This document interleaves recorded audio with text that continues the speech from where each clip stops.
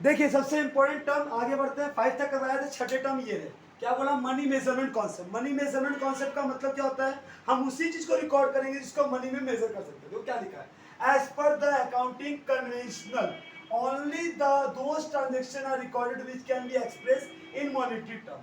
Example, the event of machine breakdown is not recorded as it does not have a monetary value. Sir machine breakdown हो गया, machine खराब हो गया, क्या इसको कोई तुम रिकॉर्ड कर पाओगे? इसका मॉनिटरी टर्म नहीं, क्या मनी मेजर कर सकता हूँ?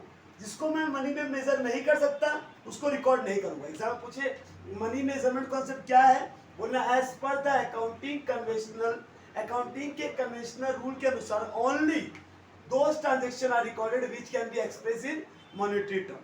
For example, the event of machine breakdown is not recorded, it does not have a monetary value, क्योंकि इसका कोई मॉनिटरी वैल्यू नहीं होता, इसलिए इसको रिकॉर्ड हम लोग नहीं करते। कोई दिक्कत?